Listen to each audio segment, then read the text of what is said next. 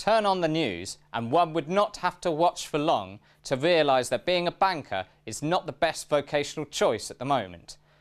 While the financial crisis deepens, we put banking under the microscope and fight to answer all our questions within our dwindling budget on this edition of The Way It Is.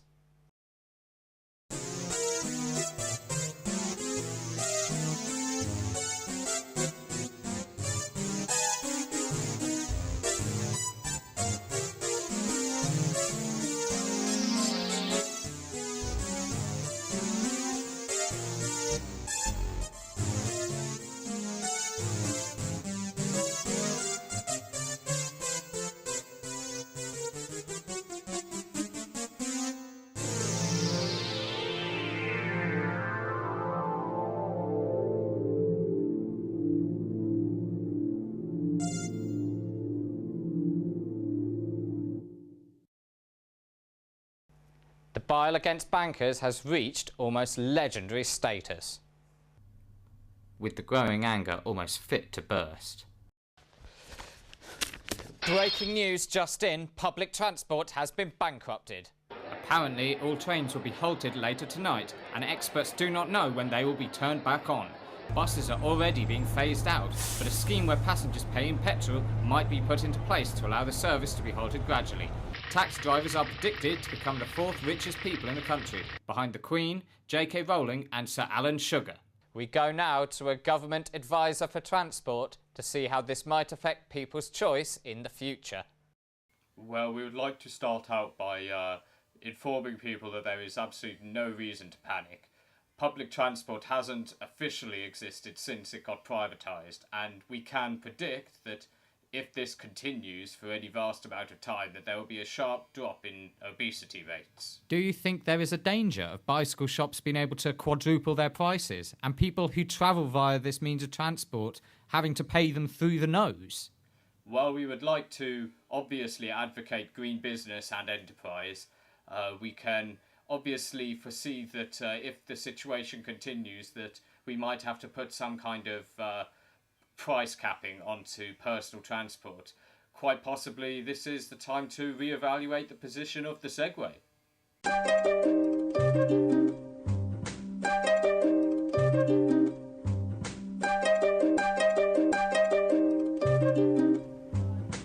We'll pick up that story as it develops.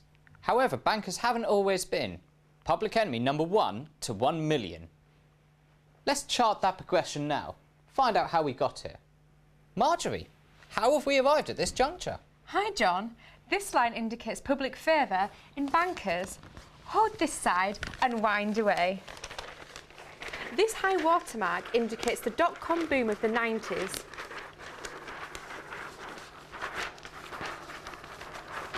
Where investment was high moving towards the early noughties. I always prefer to call it the double O's myself, a lot more fashionable. Indeed. You can see the steady rise as the housing boom kicks in.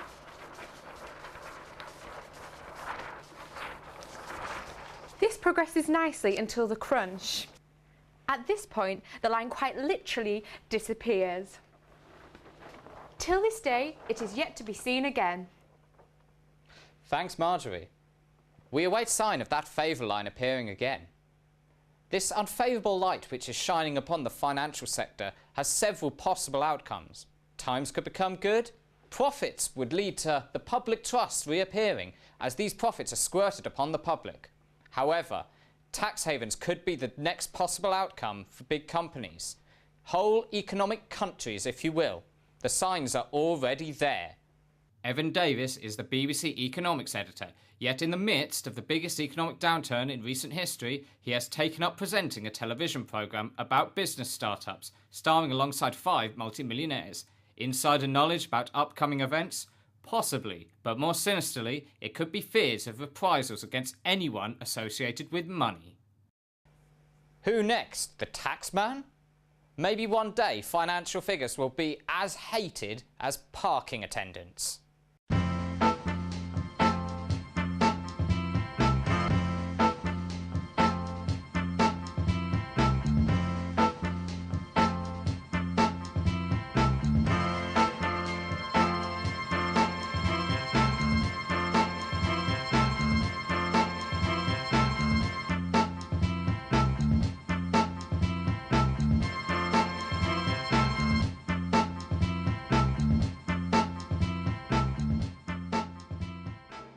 As everyone has been incorrectly informed, the credit crunch is down to merchant bankers gambling with other people's money more recklessly than old age pensioners out on a day trip to Blackpool.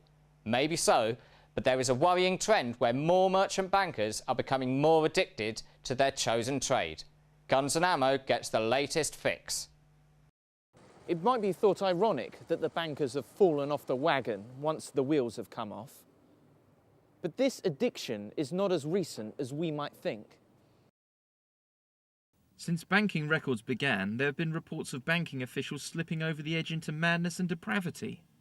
One of the earliest mentions of this infection is from the Renaissance, Italy, where one merchant apparently engorged himself for 3 days and nights on wine and loose women, after filling a year's worth of tax returns for his employer. As recently as the 1970s, bankers were noted as having drunk far too much champagne and purchased cars such as the Porsche 911. The failings of youth, perhaps. Or perhaps the drunken effects of wealth on the human psyche. For the normal people who are picking up the bill, this might seem like justice. But addiction is never humorous, as this ex-banker tells us. I was an investment banker for 4 years. I had it all. Champagne by the bucket load, flash cars, place by the sea. But it started to go wrong. Starting to get it out of my depth. I was borrowing money and gambling with other people's investments. I realised I needed help. So I set up Bankers Anonymous to help others and the community who have been affected by the difficult times. Here lies a man with good intentions. He has found several people who are willing to tell their tale to us, but only with their faces disguised for the camera. I'm Joel. I was a stockbroker. Now I'm a bankaholic. I didn't see what all the fuss was about. I mean, if people wanted to drink alcohol till they explode, and they had the money to do this, why not? It was only after that I lost everything that I thought perhaps people can think it was slightly perverse. Now I'm in the dole queue, people glare and even spit at me. It became difficult to do my job when people were giving me dirty looks, even when separated by thick security glass. What am I meant to say when Karen Vorderman can give them a better deal? How am I meant to respond to that? I don't know about you, but it sounds like they're as buggered as the rest of us. That appears to be like using an antihistamine to cure an arterial bleed. It might appear to stem the tide, but the injury, in fact, is only going to get worse. And as risky new forms of banking become practice, and no new forms of legislation will be able to make this new money making any less persuasive or any less dangerous.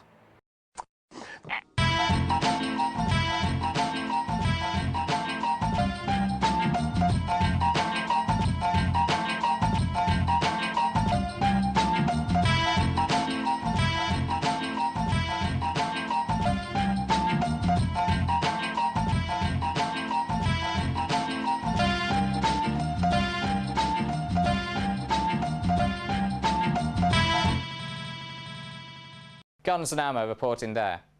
And if any other bankers are suffering from symptoms similar to that found in his report, go to our website to see how to contact the group.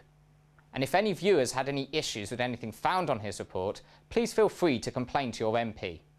How is it that other groups have been able to be blamed and then pass the blame on to other people? While not constructive in the slightest, we now go to the sports desk to catch up on the blame game. Well, as you can see, the bankers attempt to pass the buck to the man on the street. He's having none of it, passes it straight back. The politicians take the incentive. The buck passes to them. They pass it between each other. Then the buck appears to be going to an airport, to a possible pass to either Europe or America. Press your red button now to continue watching Pass the Buck live. While we can rattle on about bankers and politicians, the most affected group within this financial crisis is the populace. And the most obvious effect on the populace can be seen on the big screen, which is itself shrinking to keep in line with the costs increasing due to times no longer being quite so rosy. Indeed, the effect on films not coming to the cinema has been vast, as a great number are now being cancelled or rejected at the planning stage. Note that last year there was a film made entirely from the perspective of a man trapped within a box.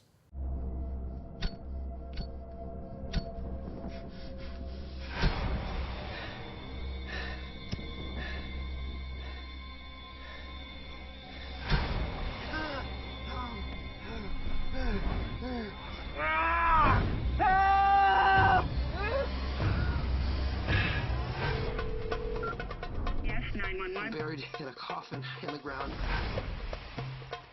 You have to help me. You have to help me. I can't breathe. How did you end up in the coffin, sir? My convoy was ambushed. I got hit in the head. I blacked out, and that's the last thing I remember. I'm being held for ransom. I need $5 million probably left to die here. Okay, Mr. Conroy. Wait, hold on. Wait. I need to know my name. What's going on right now? Where is money? I need more time. I'm begging you. Let me out of here. I promise you, I will get you the money. No.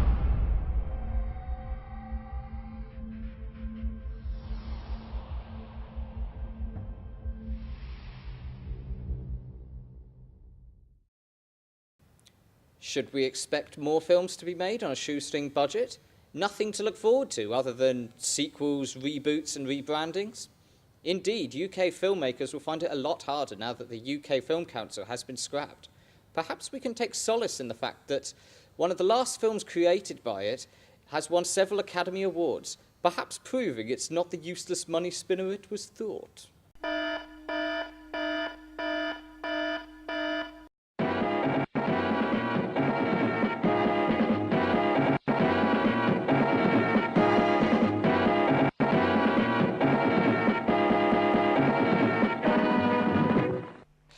Now back to our original course. Before that, a relevant interruption. The common populace is bearing the brunt of the bankers' and the politicians' folly. But how much has it actually affected them? Henry Catt found a good location and set up a collection. When we think of the credit crunch, we all let out a collective sigh and moan, "Oh, again." The financial crisis has been with us so long that we have become desensitised to it. But how much has the cost of living increase been incurred upon the average person? Do you find your money stretching as far as it used to? Definitely not. Cost of petrol and income tax and everything, it's getting closer and closer. Less and less money at the end of the month, definitely. So do you find your money stretching as far as it used to? Definitely not. I mean, even if you don't take that bills are rising, that everything's costing more, you've just got to look at when you're going to a supermarket or something, the deals they used to offer, they're not there anymore. Instead of getting 3 portions of something in the pack, they've cut it down to 2, but they've kept the price the same. And it's just, you can't buy nearly as much as you used to be able to. Okay, here's a thought. Australia has waterproof banknotes, so if you go swimming with your wallet, then your money isn't ruined. The Bank of England could add elasticity to banknotes, so your money could stretch further. I mean, even across the street, maybe even to the moon if possible. That actually sounds like a really good idea. I mean, it'd certainly help people stretch their budget further. I mean, if you were able to do that, I think a fiver will go a lot further than it does now. While the people in that report seemed upbeat about the present climate, our research suggests that soon living will cost so much that by the end of this programme, a country the size of Luxembourg could have been bankrupted. Returning on the news of the bankruptcy of public transport, the government have suggested that the public can walk, car share, or use a bicycle. All of these solutions are likely to be preyed upon by hoarders and speculators. Even the action of walking down the street could soon be taxed depending on how often and how regularly during peak times you perform this action. A think tank's speculation maybe, but a possible grim reality. However, here is an article on the rebranding of the recession which might help to make people less irate at the term used. Goodbye recession. Hello Moneygeddon. If we can rebrand the recession as something vibrant and appealing, perhaps we can even make money out of it. I mean, if they can flog ground zero baseball caps, I don't see why we can't sell some recession merch. So I set up a stall selling Moneygeddon t-shirts, mugs, keyrings and survival bottles of water to see if I could profit from my recession rebrand. If you loved Credit Crunch, you will adore Moneygeddon. We've rebranded the recession because we thought it was a rubbish word. It made everybody depressed, whereas Moneygeddon makes everybody angry, united and thrilled at the same time. It's not like when Cocoa Pops became Choco Krispies and they had to go back. This is it now. Moneygeddon is the recession. You enjoy that? It tastes of tears. Oh, right, well, I'm afraid that's what we're all shedding with this recession. Right, I'll have that. I made a substantial £9.46. And while that may not be quite enough to keep me in Fred the Shred style luxury, I think I could be onto something. So what have we discovered today other than I would be rubbish on The Apprentice and I look like a young Tory in this T-shirt? Well, we rebranded The Recession, we made it Moneygeddon, and you know what? It sells. Not very well, but it sells. We'd like to point out that Gordon Brown is no longer considered responsible for the credit crunch. In the same way that Tony Blair is not responsible for the Iraq War, we now know that God told him to do it. Good night.